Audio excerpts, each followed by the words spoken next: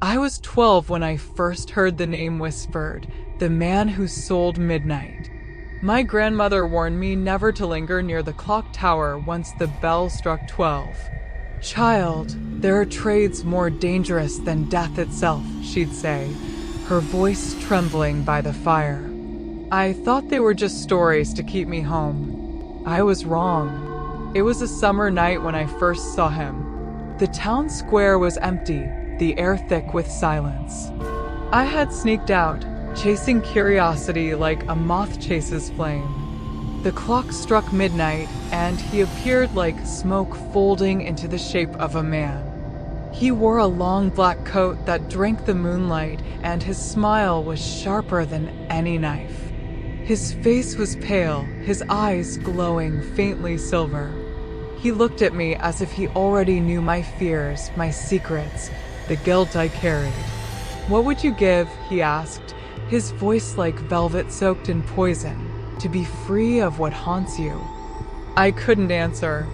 My tongue felt heavy. But he named every wound in my heart, my father leaving, my mother's weeping, the hunger when our cupboards were bare. One midnight, he whispered, "And I will give you more than you dream." My grandmother's voice rang in my ears. Never bargain with him, but the temptation clung to me like heat. I found the strength to shake my head. For a moment, his eyes darkened. Then he laughed softly, as if he had all the patience in the world. That same week, Clara, a bitter widow, spoke to him. By dawn, she was young and beautiful again. The town gasped. But 3 days later, her son was found dead, his face twisted in terror.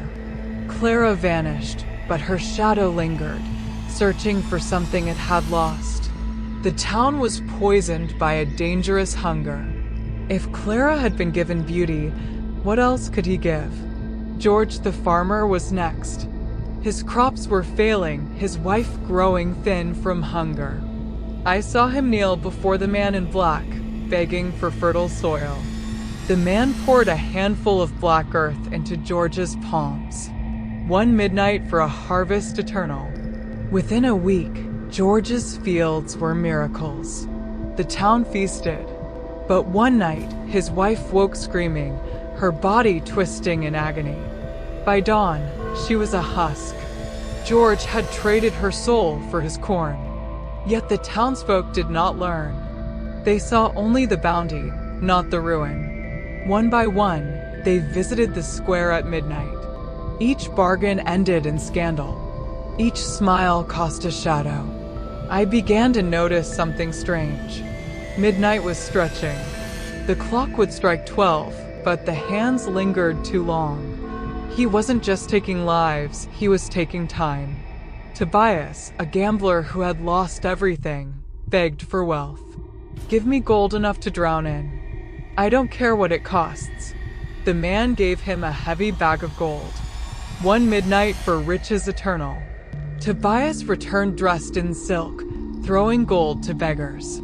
But his skin was pale, his eyes ringed in shadow. Within a week, he was dead, hanging in his attic. On the walls, scratched in his own blood, were the words, "It never ends." His gold spread through the town like a plague, but each piece carried rot. Bread spoiled, wine soured, jewelry broke and cut into flesh. The town grew restless with envy and suspicion. Midnight was no longer a time of day, it had become a currency. Then it was Evelyn, a quiet girl my age. Her mother was dying. I begged her not to go, but she was determined. If there's even a chance, I have to try. I followed her to the square. She fell to her knees before him. "Bring her back," she begged. The man smiled. One midnight for a life eternal. He pressed his lips to her forehead, and a shadow spilled into her skin. Her eyes turned black. By morning, Evelyn swore her mother had returned. She spoke to her, laughed with her. But to the rest of us, there was nothing. Only shadows. Children avoided her, animals snarled at her, Mirrors refused to hold her reflection. She was happy, and that was the most terrifying part. She had not brought her mother back. She had brought something else, wearing her mother's voice. Evelyn became something more than human. Shadows clung to her feet. People began to fear her more than they feared the man himself. Yet others envied her. They believed she had outsmarted him. Soon, whispers spread that she could undo bargains. People came to her in secret, begging for help. Sometimes she answered. Ruth, who had traded for eternal youth, came to her weeping. Evelyn touched her arm, and the youth drained from Ruth's face. She withered into a husk.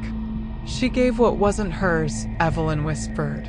The town split in two, those who knelt before the man in black and those who turned to Evelyn. Betrayal bloomed like rot. Midnight had become war. And through it all, the man in black only grew hungrier. He watched Evelyn from the shadows, his silver eyes gleaming. For the first time, he seemed afraid. He had found someone who could play his game. But I was not fooled. Evelyn was no savior. She had become him. The final confrontation happened at the Harvest Festival. The town had gathered, music spilling through the streets. But when the clock began to toll 12, silence fell. Every eye turned to the tower. He was there, standing at its base. He lifted his hand, and his voice filled the air. Who among you will trade? A murmur rose through the crowd. Then, Mr. Collins, a merchant who had lost his fortune, stepped forward. The bargain was struck in silence. Mr. Collins walked away smiling, his pockets heavy with gold. 3 nights later, his wife was found dead in their bed. He screamed in grief, but he did not return the gold. Midnight had taken what it wanted. The festival became a curse.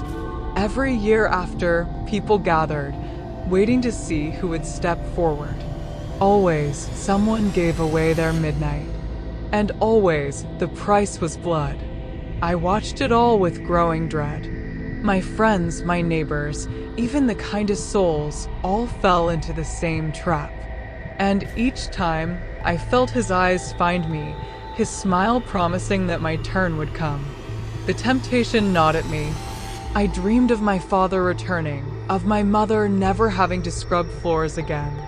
Each dream felt sweeter, and each time I woke, I wept with the shame of wanting it. By the time I turned 16, midnight had swallowed half the town. Families broken, lives twisted, children missing. My mother grew weaker with each passing year. Her body bent from labor, her skin pale from hunger. I wanted to help her, to give her rest. And every time I thought of it, his voice returned. Just one midnight, and all her pain will end. The temptation became unbearable. One evening, my mother caught me staring at the clock. "Child," she whispered, "promise me something. Promise me you will never trade. Not for me, not for yourself. Whatever happens, let midnight take me, but not you." I promised her with trembling lips, though in my heart, I was not sure I could keep it. The following morning, a young girl was found at the foot of the tower, her body broken. She had whispered once that she wished for a doll, the prettiest in the world. Midnight had given it to her, and then midnight had taken her life in return. The town erupted in fury. Mothers wept, fathers shouted at the heavens, but no one dared to stop him. As the girl's small coffin was lowered into the ground, I felt his eyes on me once more. He was waiting for me to break, waiting for the moment when my grief, my envy, my love would outweigh my fear. And I knew sooner or later that moment would come.